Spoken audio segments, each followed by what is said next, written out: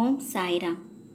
என் அன்பு குழந்தையே, ஏன் இத்தனை கவலைகளையும் சோதனைகளையும் சுமந்து கொண்டே இருக்கின்றேன் என்று தானே உன் மனக்குமரல். ஏன் இத்தனை கேள்வியும் கொதிப்பும்? உன் மனதில் இருக்கும் அனைத்தையும் நான் அறிவேன். சில நிகழ்வின் காரணங்களால் உன் புறக்கண்களுக்கு விளங்காமல் இருக்கலாம். ஆனால் அவற்றின் ஆதி முதல் அந்தம் வரை உன் அகக்கண்களுக்கு தெரியும். புரியும் அளவிற்கு சில தெளிவு உன் எண்ணத்தில் இருந்தாலே உன்னால் எல்லையற்ற எதிர்மறை எண்ணத்தின் தொந்தரவுகளிலிருந்து நீ விடுபட முடியும்.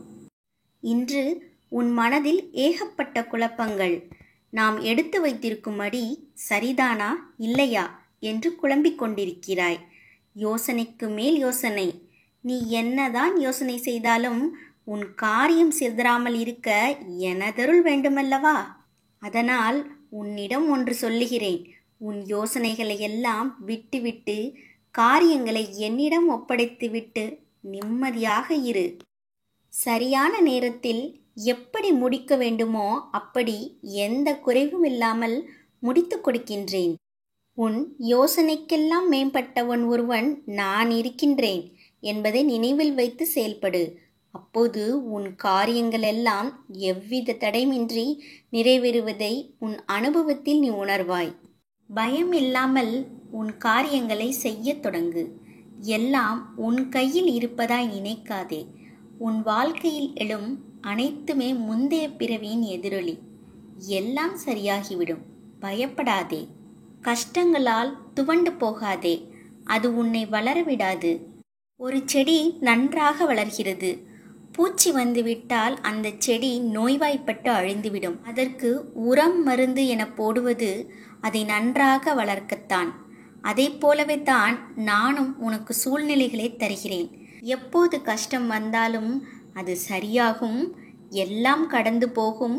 என் வாழ்க்கை பாதை அன்பு நிறைந்ததாகவும் அழகானவையாகவும் மாறும் என்று திடமாக நம்பிக்கை கொள். சாயப்பா தான் இவை அனைத்தையும் செய்கிறார் என்று முழுமையாக நம்பு. உன் மனதில் இருக்கும் அனைத்தும் நான் அறிவேன். உன் எண்ணோட்டம் என்பது என்னிடம் வந்த பிறகுதான் உன்னை வந்து சேரும். சில நேரம் ஏன் சாயப்பா எனக்கு இந்த குதர்க்கமான எண்ணங்கள் தோன்றுகிறது? நான் இவ்வாறு யோசிக்க மாட்டேனே. பிறகு ஏன் என் மனமானது இப்படி தறிகெட்டு அடங்காது ஓடுகின்றது? உன் எண்ணங்கள் இங்கும் அங்கும் திசை மாறுகின்றது என்று தானே உன் கவலை. அந்த அச்சாணி முறிவதற்கு முன்னரே நீ சுதாரித்தால் உன் வாழ்க்கை என்னும் பயணம் சுகமாகி இருக்கும். இல்லையென்றால் வாழ்க்கையில் ஒன்றை நன்றாக புரிந்து கொள். ஓடும் தண்ணீரில் நீந்தலாம். ஆனால் அந்த தண்ணீர் காற்றாற்று வெள்ளம் போல் இருந்தால் அது கண்ணிமைக்கும் நேரத்தில் அடித்து சென்றுவிடும். நீ சுதாரித்தால் மட்டுமே உன் எண்ணங்களின் நிலையை நீ அறிய முடியும். அதை நீ அறிந்த பிறகு நீ நிதானத்தில் செயல்படுகிறாயா அல்லது சந்தர்ப்பத்தின் குழப்பம் உன்னை இப்படி தேவையில்லாமல் யோசிக்க வைக்கிறதா என்று தெரிந்து கொள். உன் சாயப்பா உன் மனதில் இருந்து உன் போக்கை ஒரு நொடியில் மாற்றியதை உணர்ந்தாயல்லவா? அதேபோல் என்றுமே என்னை நம்பு. உன்னை எப்பொழுதும் நான் உன்னை நன்றாக அறிவேன். உன் நிலையையும் நான் அறிவேன். இப்போது உள்ள நிலைக்கு ஏற்றவாறு நீ நடந்து கொள். பிறகு என்ன தேவை என்பதை பிறகு பார்த்து கொள்ளலாம். முதலில் நிகழ்வு சூழ்நிலைகளை புரிந்து அதற்கு ஏற்றவாறு நடந்து கொள். கஷ்டத்தை துரத்தாதே.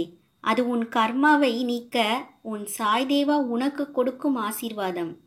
கஷ்டங்கள் ஏற்படுத்தும் வலியை தூக்கி எறிந்து நீ முன்னேற உதவும் ஏணியாக வலியை வடிவமைத்துக்கொள். நிச்சயம் அது உன்னை உயரத்தில் வாழ வைக்கும். உன்னை பொறுத்தவரையில் எல்லாம் என் சாய்தேவாவின் கணக்கு.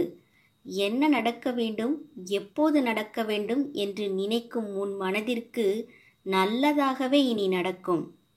வாழ்வில் எனக்கென்று தேற்றுவார் யாருமில்லை. என்னை முன்னேற்ற அடையும் எந்த சூழ்நிலையும் எனக்கு கிடைக்கவில்லையே என்று வருத்தம் கொள்ளாதே. சூழ்நிலையும் முன்னேற்றமும் ஏற்படுத்துவது அல்ல, உருவாக்குவது. அதை நான் உனக்கு உருவாக்கியுள்ளேன். நீ கவலை கொள்ளாதே.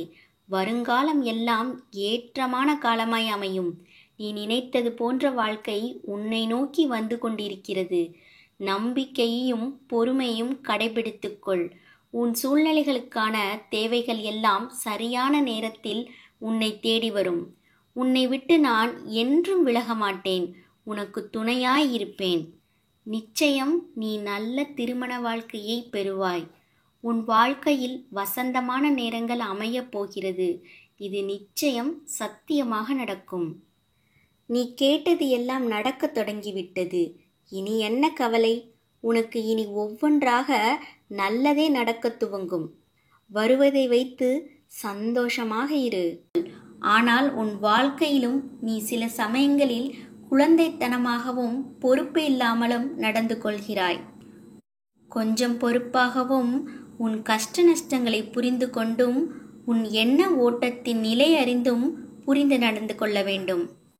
உனக்கான நல்ல நேரம் வந்துவிட்டது. அதனால்தான் நல்ல வார்த்தையை நீ கேட்கிறாய். தெரிந்தவர்கள், சொந்தக்காரர்கள் உன்னை வசைபாடினாலும் அது உன்னை தீண்டாது. அதை உன்னை தீண்டவும் விடமாட்டேன். உன்னிடத்தில் உனக்கு எல்லாமே நல்லதே நடக்கும். முதலில் வாழ்க்கையை நினைத்து பயப்படுவதை நிறுத்து. பயம் புத்தியை துளைக்க வைத்துவிடும். பயம் எதிர்மறை எண்ணங்களை உருவாக்கும். அதனால் அதை உன்னிடத்தில் இருந்து துடைத்து எறிந்துவிடு. நிச்சயமாய் உன் நிலை மாறி நீ ஆனந்தமாய் வெற்றி பெற்று வாழ்வாய். உன்னை எப்போதும் என் நெஞ்சில் சுமக்கின்றேன். இன்று உனக்கான நல்ல செய்தியை நான் பரிசளிக்கின்றேன். இனி தொடர்ந்து மேலும் உனக்கான நல்ல செய்தி வரும். உனக்கான பரிசை நிச்சயம் நீ பெற்றுக்கொள்வாய். எதிர்பார்த்து கொண்டே இரு. உனக்காக எடுத்து வைக்கப்பட்டது உனக்கானதே உன்னை வந்து நிச்சயமாக சேரும். அந்த நல்ல நாளுக்காக காத்திடு. அது விரைவில் மிகப்பெரிய ஆசீர்வாதத்துடன் உன்னிடம் வந்து சேரும். உன்னை என்றும் கைவிடவே மாட்டேன். ஓம் சாய்ராம்.